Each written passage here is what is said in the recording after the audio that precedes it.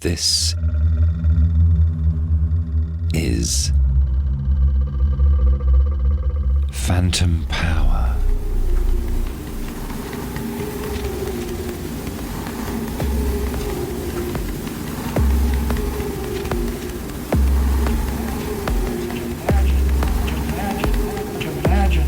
The interior voice is at least as much imagined as a reflection of external phenomena.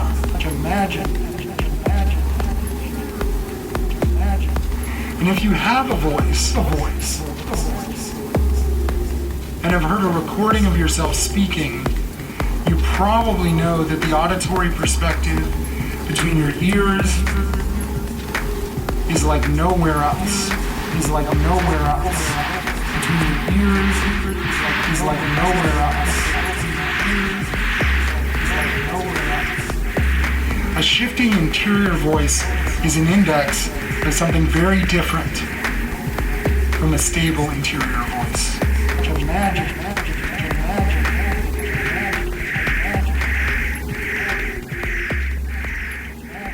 Hey, it's Phantom Power, a show where artists and scholars tell stories about sound. I'm Mac Haygood, and welcome to part 3 of our 3-part series called Voices. This time we're featuring sound studies scholar Jonathan Sterne.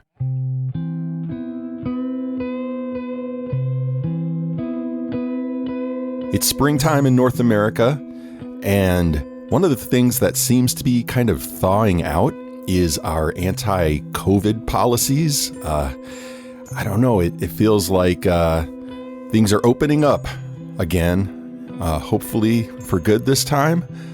And as I get back out into the world, one of the things that I'm encountering that I didn't realize how much I missed is a murmur or a hubbub.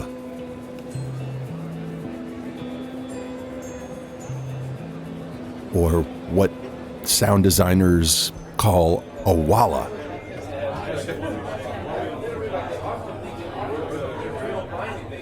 The sound of voice on voice on voice on voice.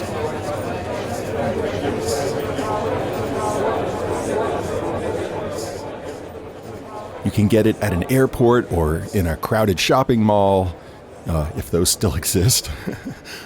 Or in a theater when you're waiting for the curtain to rise. But as an academic dork, my favorite walla is the conference walla.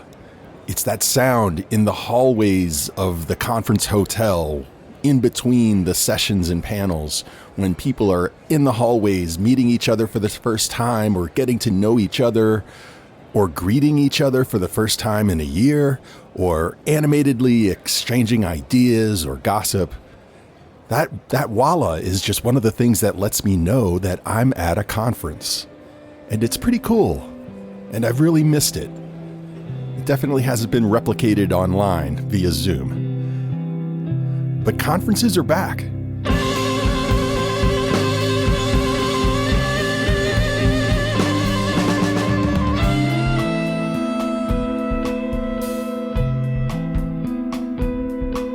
And if you happen to be a humanities academic of some sort, and you're finally able to go out to a real live face-to-face conference again, maybe you'll run into Jonathan Sterne.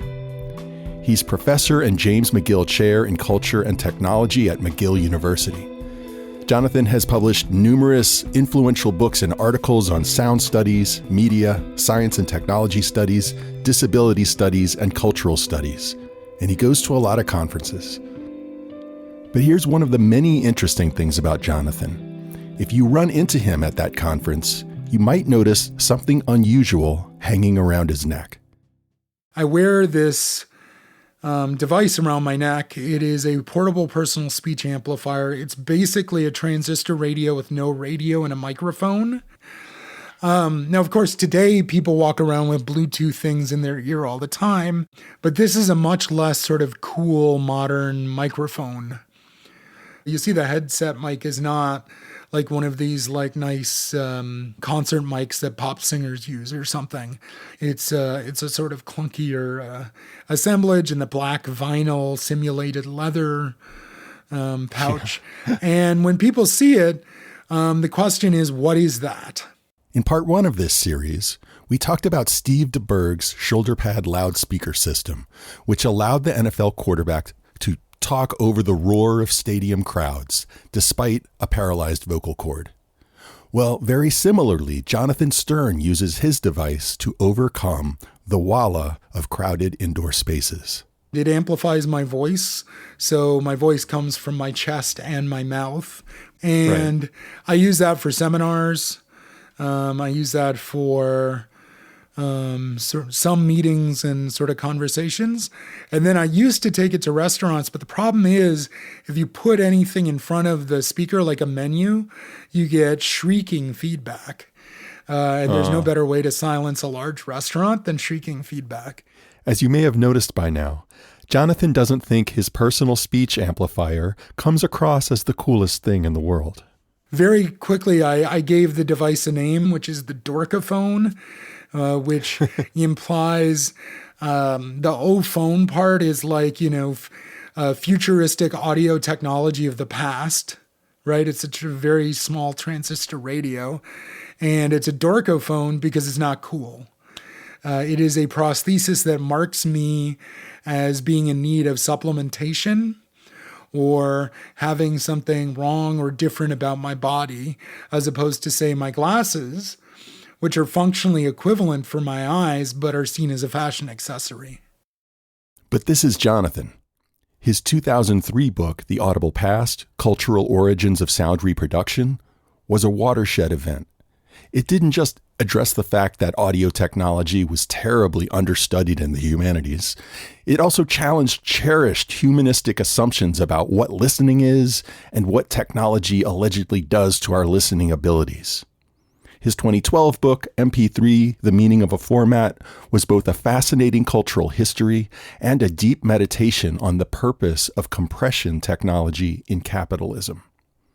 So when people see Jonathan wearing a piece of sound technology around his neck at a conference, they get ideas. If I'm giving like a small seminar or something, when I'm visiting somewhere, and I don't explain what it is, people think that it's some kind of performative commentary on the mediality of the voice, right? Because it's me giving a talk probably about sound, and then I'm using this thing. So, of course, it is a performative commentary on the mediality of the voice, which is, for those who are not professionals in our field, it's simply to say there's no such thing as a voice that's not mediated in some way.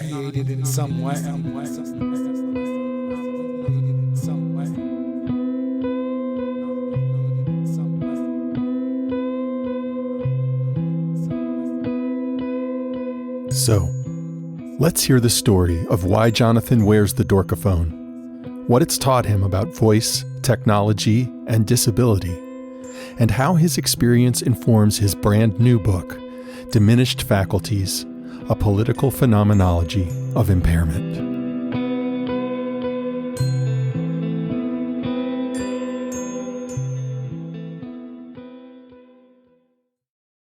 Breathe, Jonathan.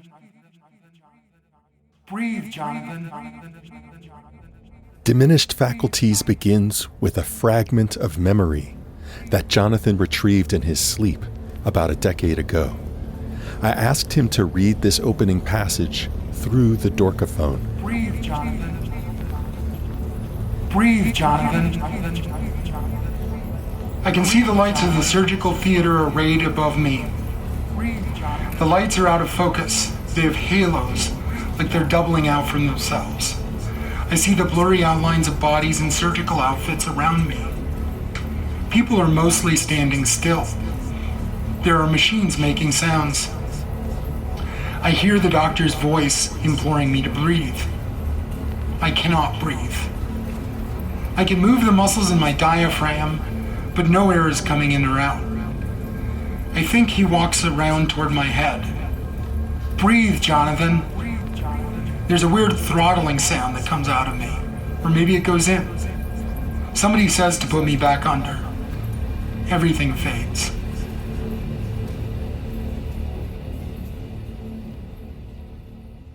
What Jonathan suddenly woke up remembering was a moment from a surgery related to his thyroid cancer, when the surgeon awakened him to see if he could breathe on his own. The strangeness of later awakening in bed with a memory that one can't remember having experienced to begin with, well, that was just one of the disorienting phenomena that he would encounter through cancer. A series of experiences that showed him how the body-mind is something unstable, something beyond one's own control. So in March of 2009, I was giving a talk at the University of California, San Diego.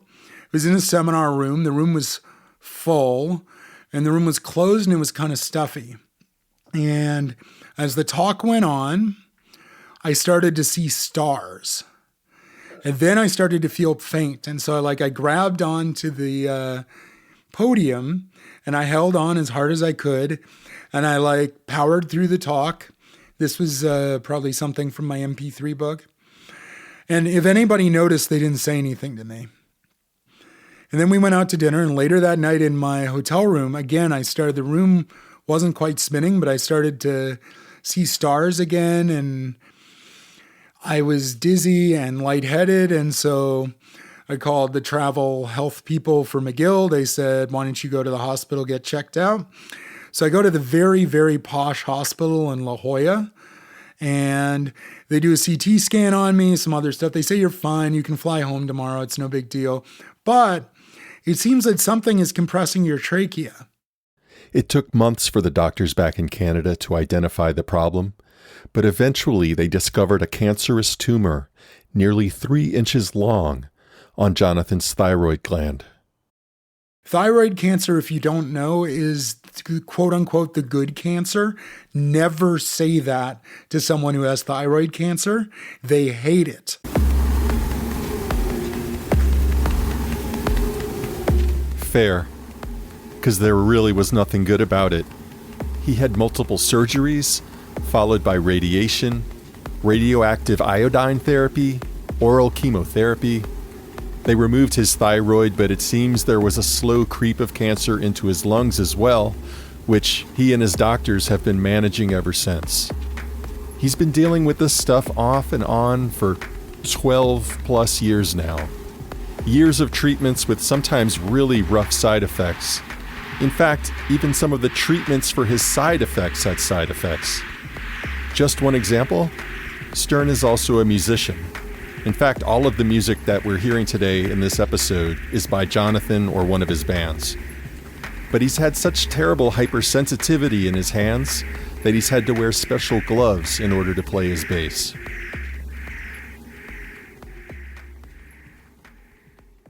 But one other thing to know is, and I'm not interested in creating what disability scholars and activists call inspiration porn here, but Jonathan really has approached his cancer as an object of curiosity, reflection, and even sonic art.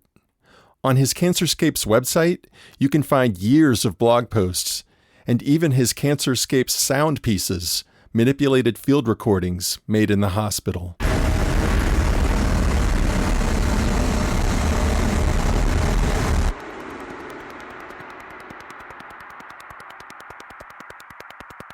Now, it is May 2010. I've embarked on 30 treatments of external beam radiation.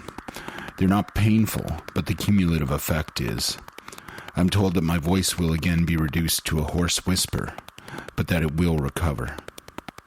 I decided to track its state each day as I enter the hospital for my treatment. The ambiance changes. Sometimes I'm walking, sometimes I'm standing. That's one of Jonathan's Cancerscape pieces, recorded pretty early in his treatment. And I find it totally shocking, because I think I've known Jonathan for about 10 years now, and I've never heard his voice sound like that. To me, this doesn't sound like Jonathan. It sounds like the voice of a different person. Is this something more like the voice Jonathan had before I knew him? Or is it one of the many voices that he had when he was undergoing the most intensive period of his treatment? So the first surgery, they took out the right lobe of my thyroid, but then they couldn't find my right recurrent laryngeal nerve. The recurrent laryngeal nerves control your vocal cords. So most people have two, and together they open and close the vocal cords. Jonathan's doctors prioritized saving his voice. He had a second, extremely delicate surgery to remove the other half of his thyroid without damaging his remaining recurrent laryngeal nerve. That surgery was a success, but he still had one paralyzed vocal cord, and what was left of his voice would still have to undergo the assaults of all of his subsequent treatments. I start working with a speech therapist, and she teaches me how to talk and swallow again. And I was keenly aware the whole time of my voice fluctuating. Like basically from the moment I woke up in November of 2009, my voice was no longer a stable thing. It is Tuesday, the 8th of June. I have 13 treatments left, and this is my voice.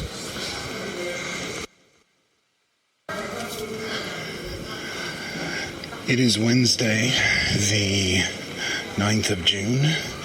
I have 12 treatments left, and this is my voice. It is Thursday, the 10th of June. I have 11 treatments. It was constantly varying. And I mean, this is true for people with quote unquote normal voices as well, in the sense that your voice wears out. You get hoarse from talking or yelling or, screaming at a sporting event or something. But I think for most people, especially because of the cultural weight our culture places on voices as an index of self, those variations are sort of explained away or ignored, or seen as the deviation from my real voice. Whereas what had happened to me is my voice had become variation.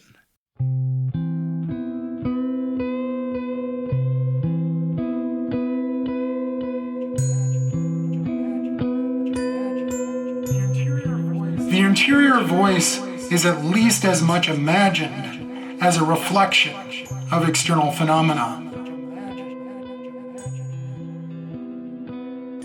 And if you have a voice and have heard a recording of yourself speaking, you probably know that the auditory perspective between your ears is like nowhere else.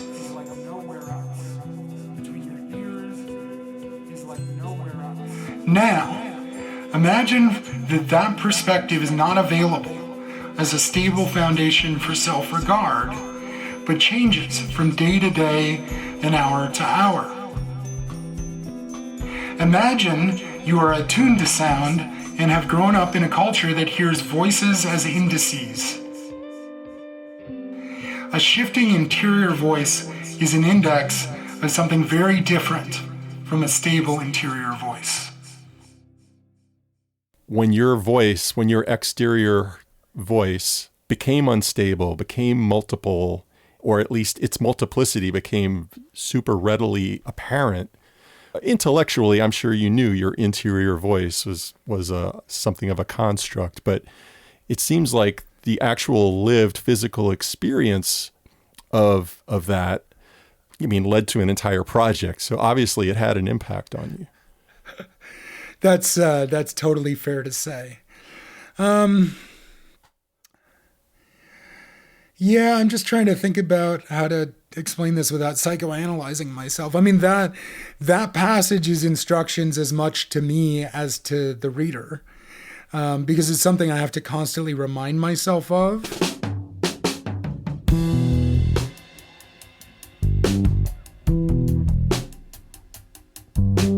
That passage from Diminished Faculties shows Jonathan engaging with phenomenology, something I definitely would not have expected from reading his previous work.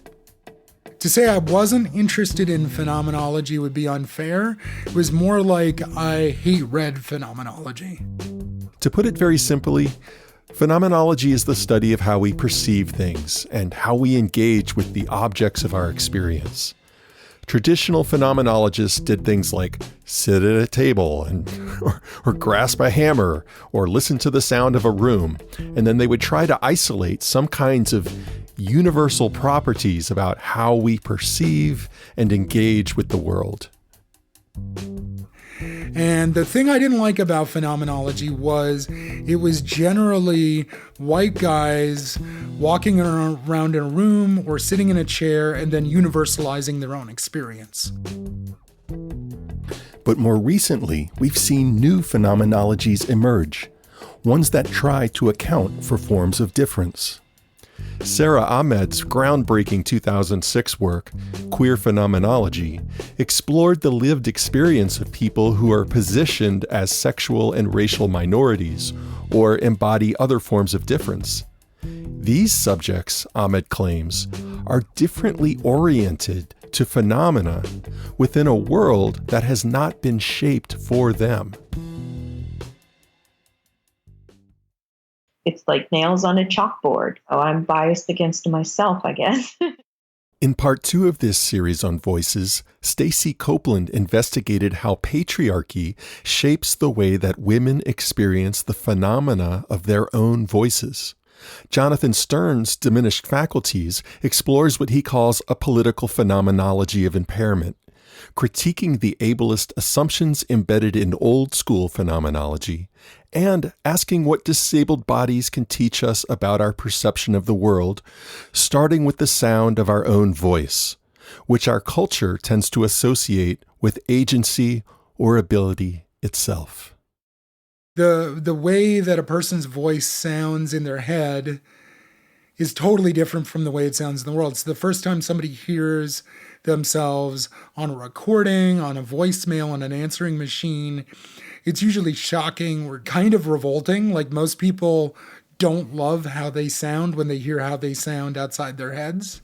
And the weird thing about those recordings, even though they're done by machines, in a way, they're much more accurate representations of the voice than one's own hearing oneself speak is.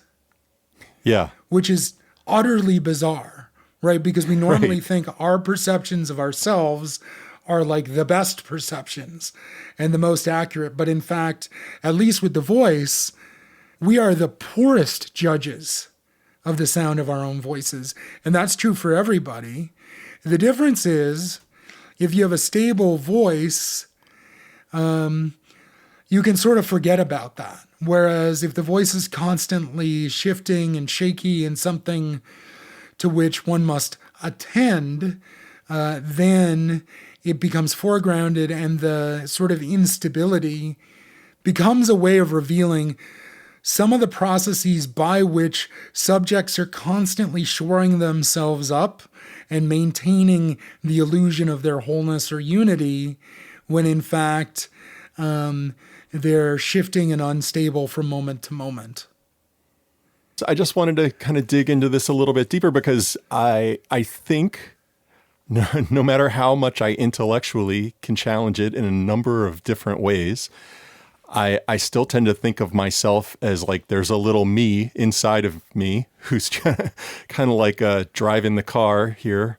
And I think I associate that me, that self, with the sound of my own voice, which, as you point out, is actually not the sound of my voice. It's the sound that I hear resonating through my skull and my body, which is a kind of deeper, more resonant thing than when I listen back to this podcast, I hear. And yet, I mean, I also know that I don't think at the speed of speech, or I'd never get anything done, right? So I know intellectually that there's some difference there between my voice and myself, but they seem so intertwined. And I can imagine that if my voice just started sounding really different every day or throughout the day, that might be disruptive to that sense of self. Yeah, I mean, in extreme cases, that's why vocal effects are so interesting, right? Helium voice is always hilarious for people that don't normally have helium voice. because your voice isn't behaving the way it's supposed to, and even the voice in your head sounds different. Puberty, right, and voices cracking and things like that. Yeah, that's a great example. Are seen as subjects out of control of themselves. Yeah. Right. And you could say the same thing either with auto-tune singing or out-of-tune singing. In both cases, it represents subjects not in full control. And ironically, in both cases, I think produces a kind of authenticity effect in the music for people that like that kind of singing, whether we're talking about the sort of authenticity drenched indie guy singing alternative rock slightly off key, or we're talking about the hyper pitch shifted R&B singer. I think in both cases, those to the audience signify some kind of feeling or authenticity that's precisely in the moment that the voice isn't in control of itself. Yeah, that's wonderful. It could mean something completely different. I mean, if you don't like the music, then it means something else, right? I mean, you can just go on and on. There are all these sort of vocal effects that are tied up in regimes of listening that are all about attributing subjectivity to the speaker. It's just a particularly striking instance of the way ideology works, right? That this thing, the sound of a person's voice, either in the air or through a microphone, becomes a index of all these other things about a person, like whether they're in control of themselves, whether they're believable, whether they're relatable, whether they're likable, whether they're powerful, whether they're weak, whether they should be taken seriously, whether they're smart or dumb, right? And this is before we get into things like accent, language, usage, and subculture and things like that. Nina Eidsheim calls it the acousmatic question. Who is this speaking when I hear someone else speaking? Yeah. Like that, and it's an unanswerable question.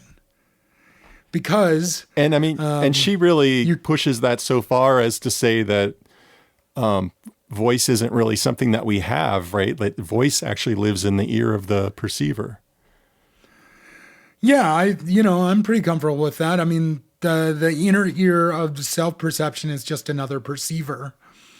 It's one that you or I privilege when we're like listening to the little me's in our heads, to use your term, but it's certainly not more important than all the other subjects that hear our voices in a given day, week, year, or lifetime.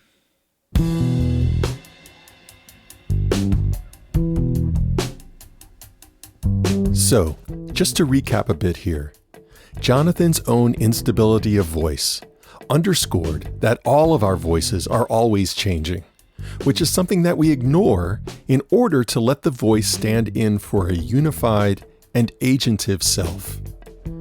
The role the voice plays in Western culture is overdetermined by our liberal, individualist, ableist conception of subjectivity. We like to think that we know exactly who we are, that we are unique, yet whole and self-possessed, secure in our own self-determination. We don't want to dwell on the fact that we have no idea how to beat our own heart. We don't even know how to breathe.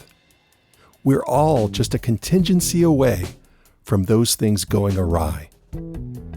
And perhaps because of that suppressed knowledge, we think of those who are not in control of their body, mind, or voice as less than. And almost perversely, this ableist ideology often comes wrapped in the rhetoric of voice, which supplies some of our most touchy-feely, democratic-sounding platitudes. We speak of finding one's voice, amplifying voices, giving voice to the voiceless, hearing a diversity of voices. Voice is power. Voice is agency. Well, in Diminished Faculties, Sterne challenges this kind of talk, this kind of conception of self, head on.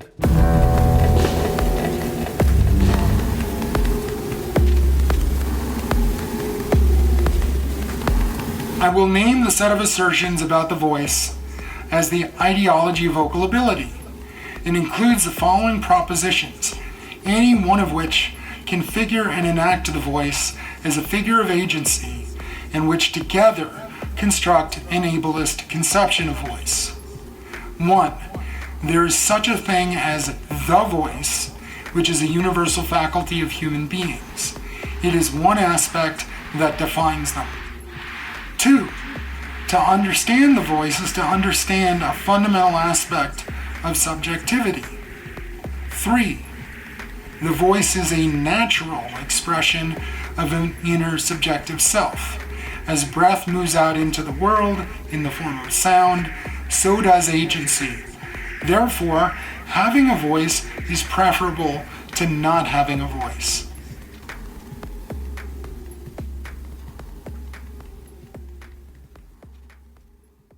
This kind of ableist thinking is not only enacted in the ways we listen to others, it can even get built into the technologies that are intended to serve as vocal prostheses.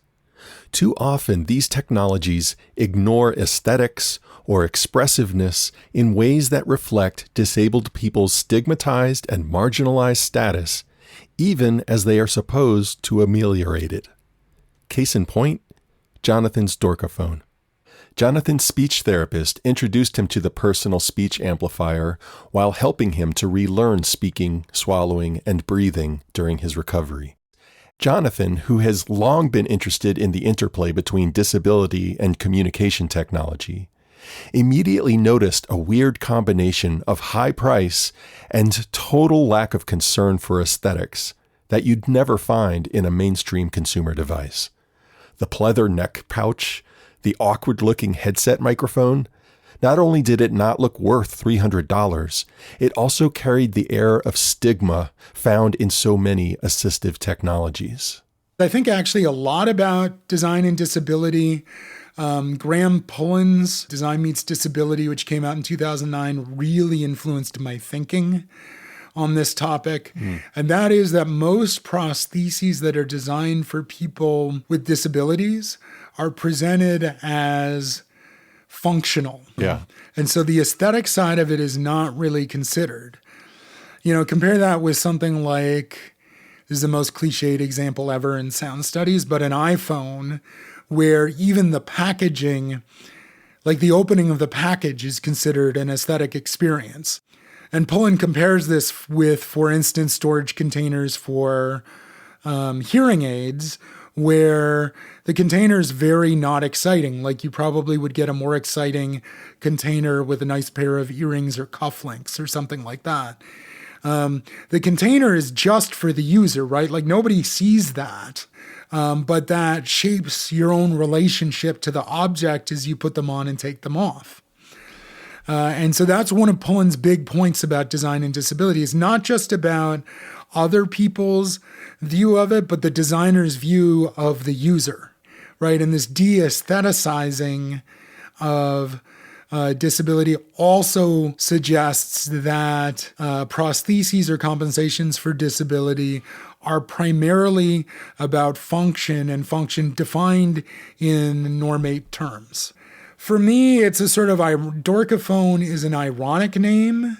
It is you could say it's my tiny gesture of critical design around the device. And I've experimented a little bit with alternatives so far. I haven't really found anything that is super promising for me. But maybe one day I'll graduate to a coolophone or something. I don't know. I think this also relates to a critique that you bring up about expressiveness and the entire idea that the voice is expressive. And I loved, you cited Graham Pullen and Andrew Cook's claim that a lack of variation in tone of voice can actually never be neutral. Because we think that vocal impairment indexes some kind of emotional impairment or like a flat affect through the voice. Could you maybe talk about that a little bit? Augmentative and assistive communication technologies for speech have traditionally focused on just audibility and legibility. In other words, the lexical meaning of the words, and not any kind of pitch variation. The universe can spontaneously create itself out of nothing. Moreover, we can calculate the probabilities that the universe is created in different states. And the result is that on the part of hearers, there's often an attribution of flat affect or not as much of a subject there to listeners or by listeners to speakers. I mean, this is a bigger problem with disability. My favorite example of this is cerebral palsy, where people will assume that a person with cerebral palsy also has some kind of intellectual impairment, which is not often the case. But because the person doesn't move like a person without cerebral palsy, and because it affects the sound of a person's speech, there's this assumption that there's an impaired subject inside, or there's an intellectual impairment to go with the physical impairment.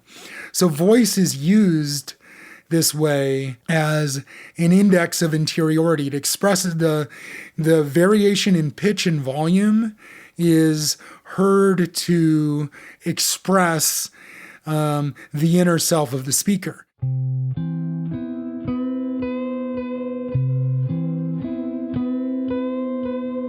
At the start of this show, Jonathan Sterne mentioned the mediality of the voice, that there is no such thing as an unmediated voice. Coming to the end of this series, Voices, I hope this insight has become a little more viscerally apparent. Voices are always mediated by the lungs, by the larynx, lips, tongue, and teeth, by the air, by the headphones you're listening to me on now. And voices are always mediated by our ideologies, by the very belief that there is some unitary thing called the voice itself. Because in reality, every voice is multitudinous. Its location is impossible to identify. It is interior and exterior, in our ears and all in our head, in the vocalist and in the perceiver. The question of to whom a voice belongs is deceptively simple. Common sense tells us it belongs to the speaker, but the more you attend to it, the more you hear an infinite regress, the walla of the world.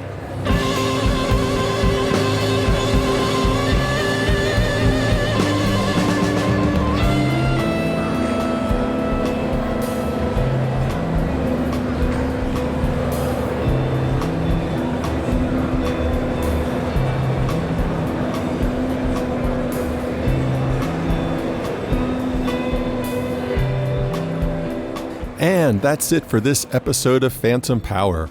Huge thanks to Jonathan Sterne for being on the show.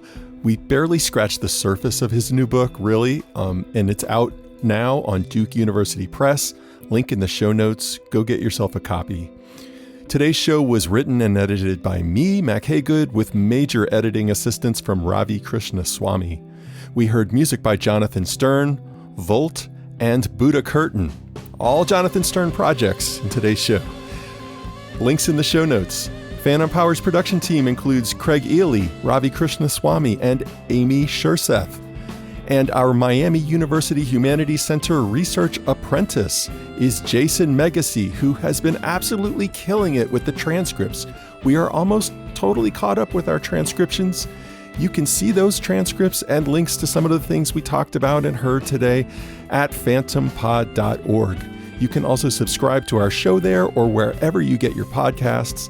We'd love it if you would rate and review us on Apple Podcasts or your podcast platform of choice. And please tell a friend about us. Take care and see you next time.